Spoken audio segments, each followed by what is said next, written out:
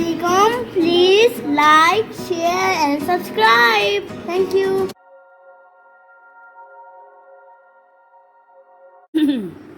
أعوذ بالله السميع العليم من الشيطان الرجيم من حمزه ونفخه ونفسه بسم الله الرحمن الرحيم ربي يسر ولا تعسر وتمم بالخير ربي زدني علما ويستفتونك في النساء قل الله يفتيكم فيهن وما يتلى عليكم في الكتاب في يتامى النساء اللاتي لا تؤتونهن ما كتب لهن وترغبون أن تنكحوهن والمستضعفين من الولدان وأن تقوموا لليتامى بالقسط وما تفعلوا من خير فإن الله كان به عليما.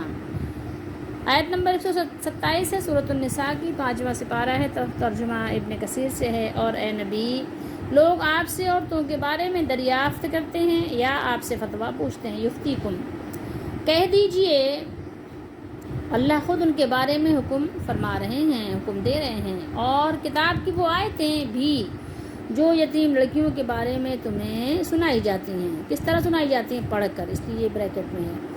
جنہیں ان کا مقرر حق تم نہیں دیتے اور تم چاہتے ہو کہ ان سے نکاح کر لو. اور وہ کمزور کون؟ بچے. وہ کمزور بچوں کے بارے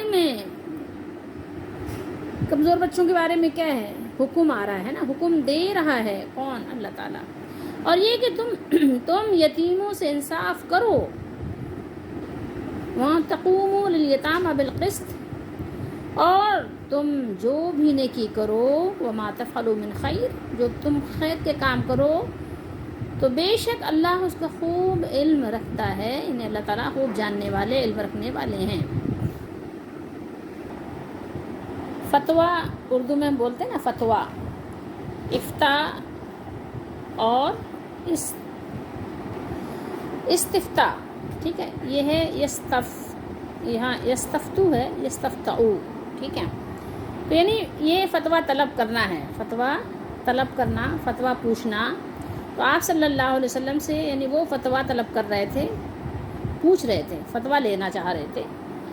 تو وَيَسْتَفْتُونَكَ فِي النِّسَاءِ، یہاں یہ صراحت تو نہیں ہے کہ عورتوں کے بارے میں کیا سوال کر رہے تھے، لیکن اگلی اس کے بعد جو 4 آیات ہیں ان میں جو فتویٰ دیا گیا ہے اس سے اس سوال کا خود بخود پتہ چل جاتا ہے کہ وہ کیا سوال کر رہے تھے.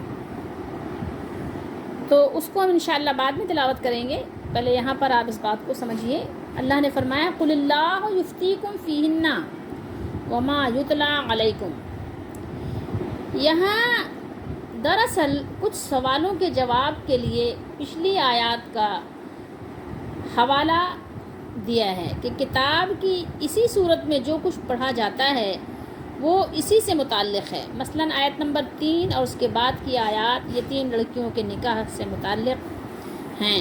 پھر عورتوں کے حقوق اور نابالغ بچوں کی دیکھ بھال اور ان کا مال کھانے سے اجتناب اور ان کا ورثہ دینا، یہ سب اسی کے بارے میں ہے.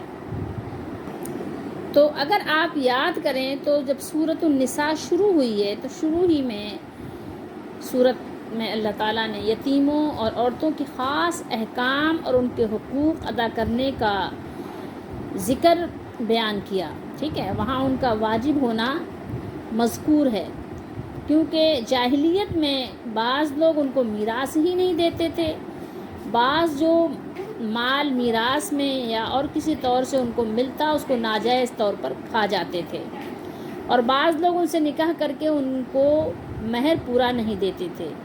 ٹھیک ہے، تو ان سب باتوں کی اللہ تعالیٰ نے ممانعت بیان فرما دی. تو سمجھنے کی چیز یہ ہے کہ یہاں پر بیان یہ ہے کہ جس طرح یتیم بچیوں کے ساتھ ظلم اور ناانصافی اللہ کو پسند نہیں ہے، اسی طرح وہ کمزور بچے بھی ان کے ساتھ ناانصافی نہ کرو. ان کو ضعیف و کمزور سمجھ کر ان کے مال پہ ڈاکہ مت ڈالو، ان کا مال مت کھا جاؤ، ان کے اموال کو غصب نہ کر لو اور ان کے حقوق تلف مت کرو. وہ بیچارے تو تمہارے مظالم پر صدائے احتجاج بلند کرنے سے بھی عاجز ہیں، وہ تو بتا بھی نہیں سکتے کہ میرے ساتھ کون کون ظلم کر رہا ہے، کس طرح ظلم کر رہا ہے، لیکن ان کا بھی مالک ہے، جو تمہارا مالک ہے نا، ان کا بھی ایک مالک ہے جو اللہ وحدہ لا شریک ہے۔ تو ان کا مالک وہ کیا ہے؟ وہ قادر ہے، وہ غنی بادشاہ ہے، وہ شہنشاہ ہے، اس کی بادشاہی پرانی نہیں ہوتی، وہ قادر مطلق ہے، قادر و توانا ہے۔ اس کی گرفت اور اس کے عذاب سے تمہیں کون بچائے گا؟ کیسے بچو گے؟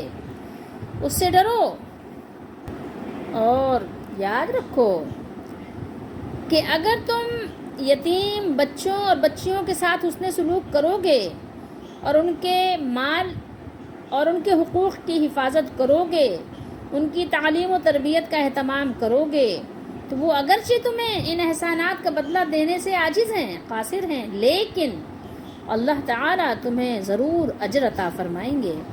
وہ تمہارے جملہ احسانات کو خوب جاننے والے اللہ تعالیٰ علیم و خبیر ہیں۔ یہ ناممکن ہے کہ وہ تمہیں ان نیک خدمات کا اپنے شایان شان صلہ نہ دے، ایسا ممکن نہیں ہے، اللہ تعالیٰ تمہیں اس کا صلہ عطا فرمائیں گے۔ تو فرمایا اس مالک الملک نے کہ وَأَن تَقُومُوا لِلْيَتَامَى، قائم رہو یتیموں کے معاملے میں انصاف پر بالقسط۔ وَمَا تَفْعَلُوا مِنْ خَيْرٍ، فرمایا اللہ تعالیٰ نے اور جو بھلائی تم کرو گے تو بے شک اللہ اس کو خوب جانتے ہیں۔ یہ فرما کر اللہ تعالیٰ نے نیک اعمال کرنے اور اپنی اطاعت بجا لانے کا مجھے اور آپ کو شوق دلایا ہے۔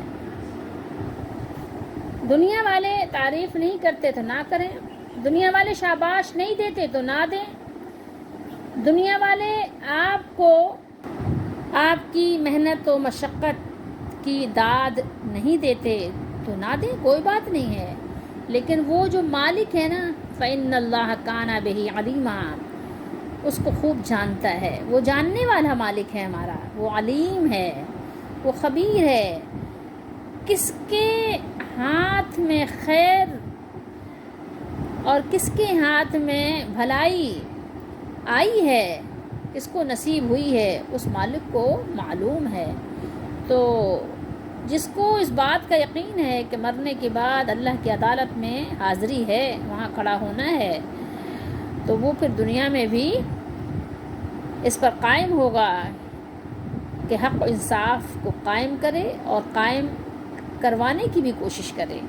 تو اس بات کو ہمیشہ مد نظر رکھیں، پیش نظر رکھیں کہ ہمارا مالک وہ سب کچھ جانتا ہے، ہمارے دل کے اندر کی بھلائی، ہمارے ارادے، ہمارا خلوص، ہمارا حق اور انصاف، ہمارا غریبوں کے ساتھ حسن سلوک، وہ ہمارا مالک جو ہے اسے سب کچھ معلوم ہے، وہ علیم ہے، اس کو ہر چیز کا علم ہے۔